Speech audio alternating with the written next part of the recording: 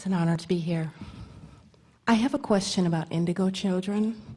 I suspect my son is part of that, what they call now indigo children. I wanted to get Abraham's opinion or take on it. What's the definition that you are hearing from those who are assigning the labels?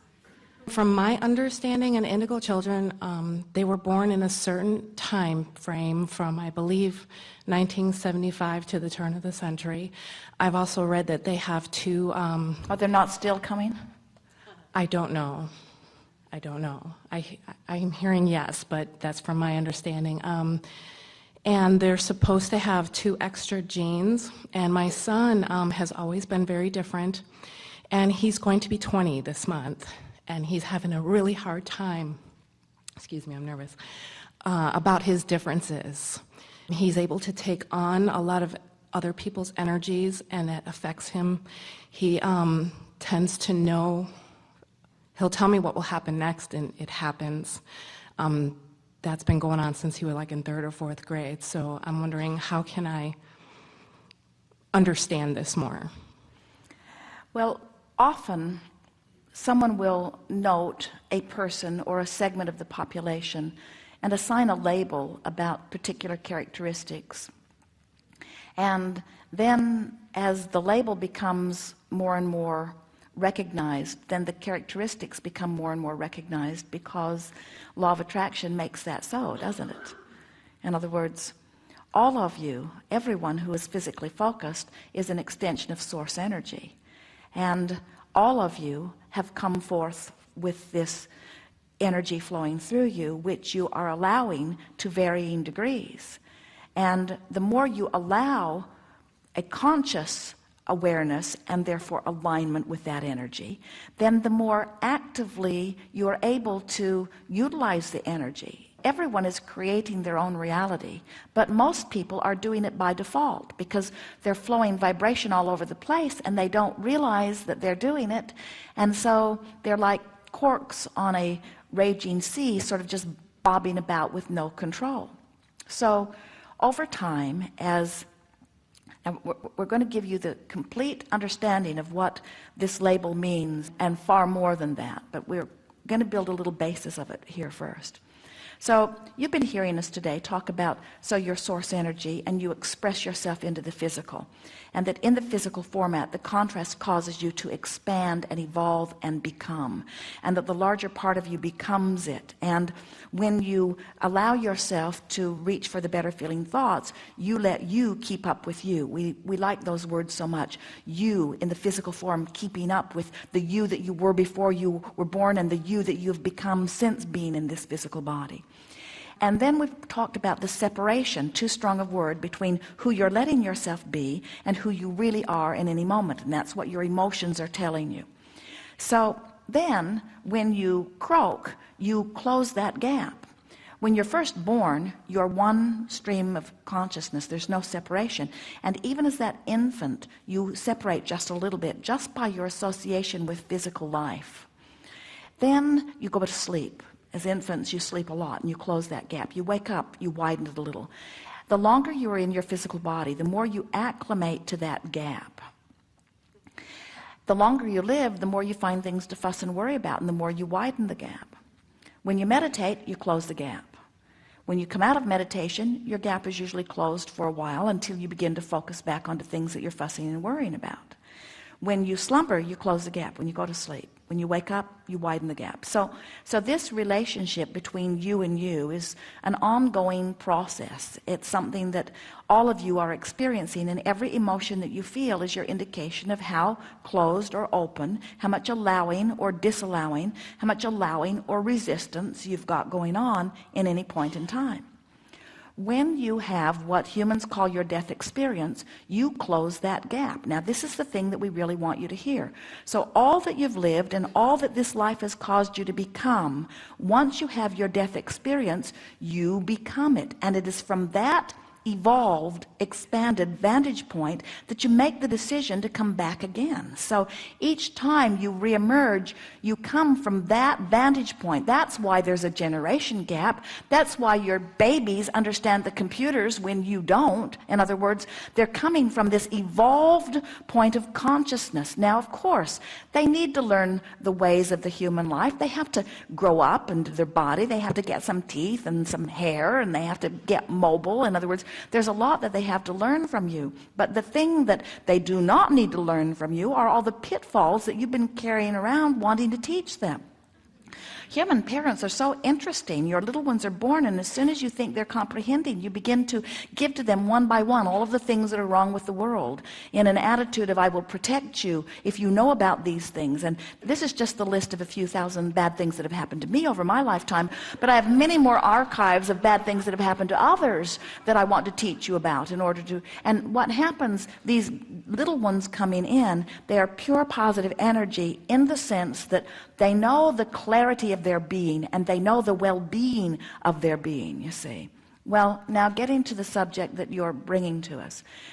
Because of this intensity of contrast, in other words, there is more contrast happening on your planet than ever before, and that's logical because it is the most expanded version of this physical experience that has ever been. So the contrast, of course, is greater. When the contrast is greater, it means that the asking is greater. When the asking is greater, it means that the answering is greater. So this is the time of awakening. This is the time when there are more asking and there are more answering. The question is, are those who are asking in a vibrational place to hear the answers that they are listening for?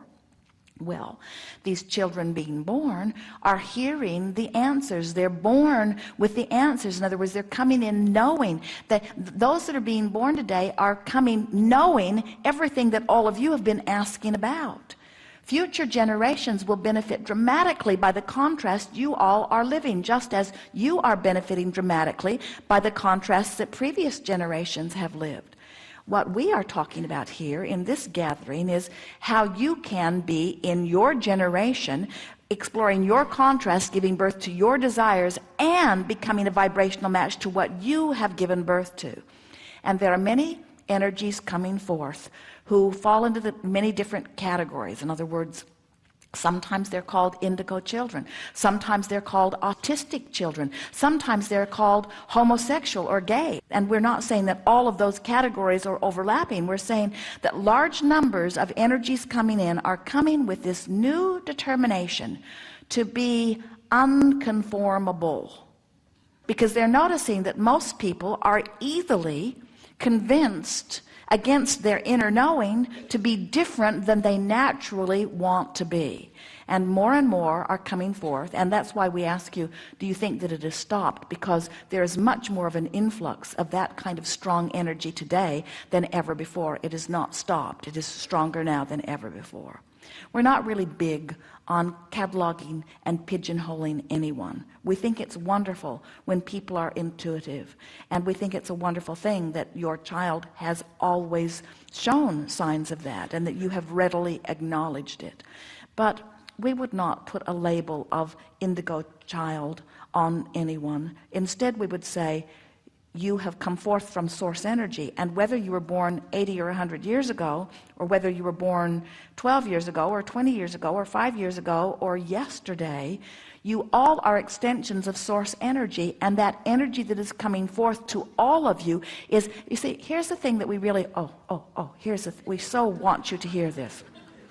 This energy stream that's coming forth is available to all of you. The same energy stream that is feeding these new, what you were calling indigo children, is the same thing that is feeding all of the resistant old ones that are not allowed. In other words, everyone has access to this same stream. You're just noting that there's more willingness to allow the stream in those that you are labeling. It doesn't mean that they're special and that the stream is being offered uniquely to them. It means that they are in a better place of allowing the stream than most others. A woman sat in the chair not long ago. She said, my child has a question for you, Abraham. Why are grown-ups so grumpy? And we said, because the longer you live, the more you find to fuss and worry about. The more you use as your excuse not to allow yourself to be a vibrational match to who you really are. And so it isn't that the indigo children are unique in that they have more access to more energy. It is that they have less resistance to the energy that you all have access to. That's the best way of stating it. And that's what they've come to teach. They've come to teach ease. They've come to teach not sweating the small stuff. They've come to teach no longer fussing and worrying. They're teaching clarity of focus. That's their strongest gift to you. And think about what that means. Often that means that often they are labeled both autistic or indigo. And the reason is because they are born with a determination not to be easily conformed by you outside influencers who think you've got all the answers that they were born with. They're born knowing what you've forgotten, and it's rather annoying that you keep thinking that you've got the answers that you've forgotten when they still remember them. And it's sort of the difference between the action-oriented world that we were talking about earlier and the inspirational world. In other words, so much struggle among humandom. Humankind would have been kinder. So much struggle among that human mortal experience has caused a sort of pessimism that permeates most of your experience, and the fresh new ones don't have that. And then you sort of have this battle of the pessimistic versus the optimistic, and who will win. And usually the pessimistic win because they've got all the facts of reality to back them up. Look at this, and all the optimistic new ones have is a feeling. And those with the facts of what's gone wrong just sort of smear their facts all over the place and say, you can't possibly maintain your optimism with all of this reality that we have to show you. And yet, you know who keeps winning? The optimistic. There's this dilution ratio that is so wonderful, where the old ornery ones keep croaking and re-emerging back into pure positive energy, and the new knowing ones keep being born, and then those like you, formerly old and ornery, who come into alignment. All is very well and getting weller.